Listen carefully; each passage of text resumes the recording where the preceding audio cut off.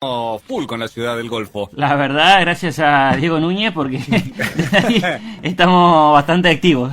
Estamos casi científicos, por llamarlo de alguna Más o manera. menos, más o Hoy menos.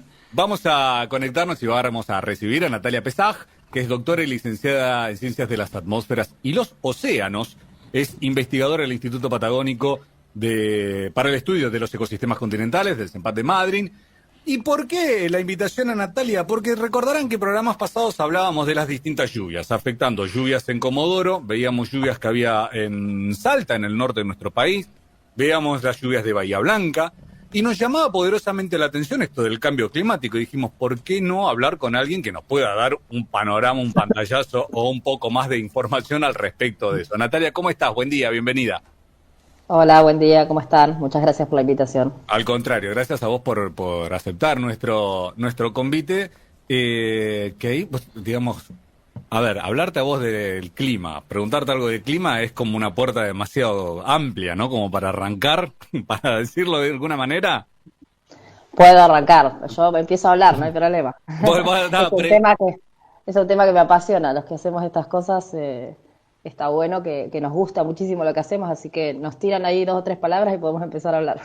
Bueno, a ver, son tantas, pero digamos, esta sensación que por ahí nos daba a nosotros, Natalia, era de esto, decir, che, qué raro esto. No recuerdo épocas donde podíamos hablar de lluvias muy importantes o que incluso llegasen a generar problemas en las distintas localidades o en las distintas ciudades, como podía ser el caso de Bahía Blanca. Mismo Comodoro, que estuvo anegada, y nuevamente el barro por las características de la ciudad, pero veíamos lluvias en Salta, digamos, y era todo un complejo de vos decís, pará, nuestro país es muy grande como para que pase todo junto.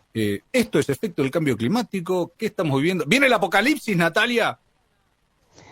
Bueno, no, eventos, lo que llamamos eventos extremos, que son estos de lluvias muy intensas, de gran magnitud, o la combinación, ¿no? Mucha Ujú. intensidad y mucha magnitud, han ocurrido siempre. Lo que sí sabemos en el contexto de cambio climático que están ocurriendo cada vez más y que en el futuro van a seguir ocurriendo cada vez más, con mayor frecuencia, es decir, cada vez más seguido, o en regiones como las nuestras, regiones áridas, donde llueve poco, igual, cada vez que llueve, esas lluvias se prevé hacia futuro, y ya lo estamos viendo un poquito, tenemos una antesala, que estas lluvias van a ser cada vez más intensas y de mayor magnitud.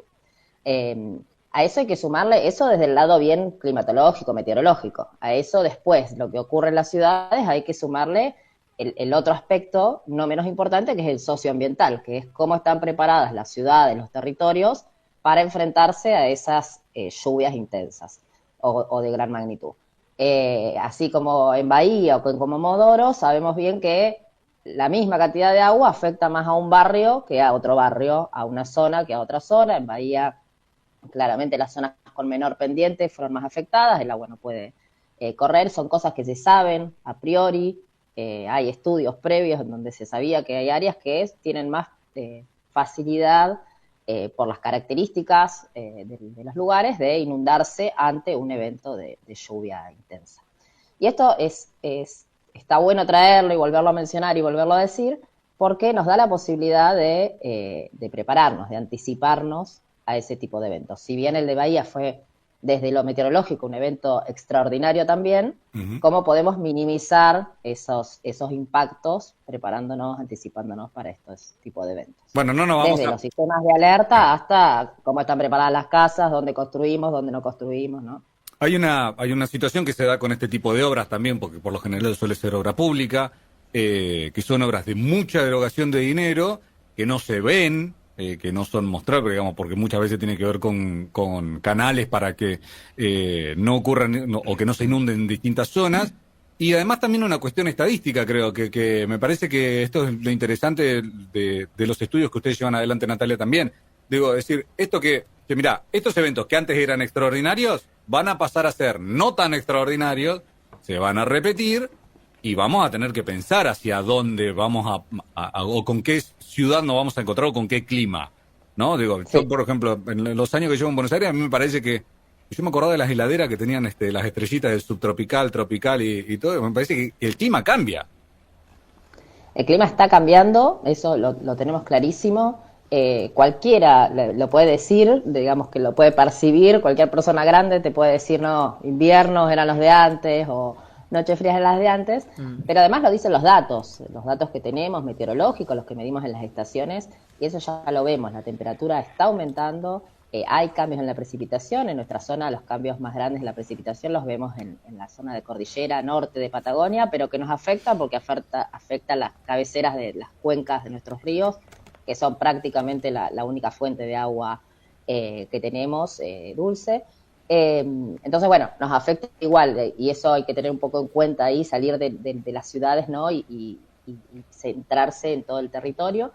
Y lo que te iba a sumar ahí con los eventos extremos es que además tenemos que tener en cuenta esto que vos mencionabas, que están ocurriendo eventos que no tenemos registros, que no conocemos, claro. Eventos sin precedentes, eventos que se dan en otros momentos del año, como olas de calor, por ejemplo, que por ahí una ola de calor tenemos los sistemas preparados desde las grandes ciudades con aires acondicionados para unos meses en el verano, o no tan preparados, ¿no? Porque hay cortes de luz y ese tipo de cosas, pero que ahora ocurren también en otoño, en primavera, entonces cambian también la ubicación en el año, en la estación del año, y lo otro que tenemos son fenómenos conjuntos, se nos suma una sequía, por ejemplo, con condiciones muy secas, con altas temperaturas, con una ola de calor, y nos puede dar un incendio forestal de magnitudes que no conocíamos, porque se juntan dos eventos extremos. Y eso, en el contexto de cambio climático, se magnifica. Si bien han ocurrido en el pasado, lo que vemos que en el contexto, en el contexto de cambio climático, cuando digo eso, es en el contexto de que cada vez aumentamos más las emisiones de gases de efecto invernadero, de la quema de combustibles fósiles como el petróleo, el carbón. Eso genera un aumento de temperatura y además genera un cambio en un montón de variables atmosféricas, como la precipitación, como los vientos. Bueno, y entonces tenemos esa conjunción, esa combinación de eventos extremos que nos dan estos eventos de los que no tenemos registro y que nos cuesta imaginarnos además, porque es difícil prepararnos para algo que nos cuesta imaginarnos, para algo que no sabemos que puede pasar. Estaba pensando, Natalia, justamente te iba a preguntar sobre si había algún registro histórico que en algún momento una lluvia de esa intensidad haya caído, pero por ahí la menor cantidad de población haya hecho que, bueno, escurriera más fácil, se fuera más fácil el agua. Y también te iba a consultar de esto, que nosotros acá en la meseta central de la provincia tenemos una sequía extrema hoy por hoy y estamos esperando lluvia con ansias, o por lo menos la gente de esa ruralidad está esperando lluvia con ansias. La tierra está completamente removida por los animales que andan, por el viento, por lo que sea. En un caso como estos, que ya pasó en Telsen, que hubo una lluvia extrema y arrasó con tierra suelta que jamás imaginamos. De hecho, en el 2017 pasó lo mismo. Sí, hay, por ejemplo, bueno, en el caso de Bahía, que es el más reciente, había un registro de una lluvia un poco menor, pero así de magnitud muy muy grande, no me acuerdo, 1970, no quiero decir el año porque le voy a errar, 1970 y algo, pero sí, el gran factor del impacto que generan esas lluvias extremas, uno de los grandes factores es la urbanización, cómo construimos las ciudades, donde, además de las obras que lo mencionaban, esto de las obras, de canales, por ejemplo, de entubado, hay toda una parte de organización y de planificación de las ciudades. Si planificamos un barrio, la parte baja de la cuenca, donde drena todo el agua, y bueno, claramente, o en un bajo y no hacemos la obra necesaria, claramente eso va a tener problemas ante un evento de lluvias. Respecto a las sequías, es otro de los grandes temas cuando uno habla de eventos extremos, porque también hay un cambio en las sequías, hay regiones en donde las sequías son más frecuentes y otras regiones en donde no son más frecuentes, pero cada vez que ocurren son más largas en el tiempo, duran más meses de lo que duraba. Y es un fenómeno un poco más silencioso la sequía, ¿no? Porque el evento de lluvia, vos tenés el impacto, te llueve una noche, un día entero, 2 días enteros y tenés que ir y resolver. La sequía es un evento de más largo plazo, entonces es hasta más complejo ahí las medidas. Nosotros tuvimos un caso bien concreto acá, lo conocemos todas y todos, el de la crisis hídrica de 2020-2021, y ahí la organización, la toma de decisión ante esas situaciones fue compleja. Si no se acuerdan que había un tironeo entre la cooperativa, la compañía de riego, Total. Y eso es para lo que tenemos que estar preparados, para cómo gobernamos ante estas situaciones, ¿no? Eso tiene que Natalia, estar resuelto antes.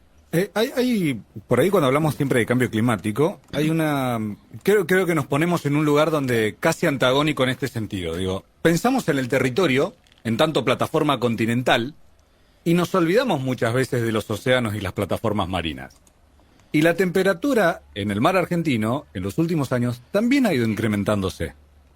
Y todavía tampoco sabemos qué puede generar, qué cambio en el ecosistema, qué se puede ver. Digo, recuerdo el INIDEP en algún momento tratando de trazar una proyección de qué podría cambiar si nos íbamos con un mar con mucha más predominancia de los mariscos o de los crustáceos en lugar de los peces como se tiene actualmente. Digo, al océano medio como que, y al mar medio como que no le damos bolilla, ¿no? Incluso siendo de la costa, digo. El mar, con el mar nos pasan varias cosas. Primero, hay poca gente que estudia el océano, hay pocas oceanógrafas y oceanógrafos, y bueno, meteorólogos y meteorólogas también, son carreras con poca gente estudiando eso. Hay muchos biólogos y biólogas que sí se dedican, pero la parte más física de los cambios estos de temperatura, del nivel del mar, hay poca gente. El océano es un mundo gigante para estudiar, es difícil, necesitas muchos recursos. Necesitas barcos de investigación que te permitan medir, y estamos en un contexto que ustedes saben que para la ciencia es muy complicado en este momento, muy complejo, y es investigación que se hace desde el Estado no es investigación que se va a hacer desde ningún privado, y entonces ahí es necesario apostar a invertir para saber conocer más que lo que pasa en el mar. Hay estudios que muestran un aumento en la temperatura, sobre todo en el norte patagónico, hay como en el sur patagónico como otra señal, y aumentos en el nivel del mar. Hay algunos estudios sobre cómo se elevan el nivel del mar y eso qué ocasiona en las costas, pero bueno, se necesita mucho más investigación en ese área, más teniendo, como vos decías, la cantidad de kilómetros y kilómetros de zona costera que tenemos en nuestro país. Natalia, estos cambios climáticos, por ejemplo, Bahía Blanca, ¿no? Poniendo el ejemplo de Bahía Blanca otra vez, no es solo lluvia que trae, porque el Bahía Blanca también el año pasado tuvo un temporal, viento muy fuerte, o sea, no es solo lluvia lo que puede traer estos cambios climáticos, ¿no? En caso de ocurrir acá, digo. No, el cambio en el clima más claro es en la temperatura, es la primera variable que tiene el impacto, digamos, por el aumento de estos gases de efecto invernadero.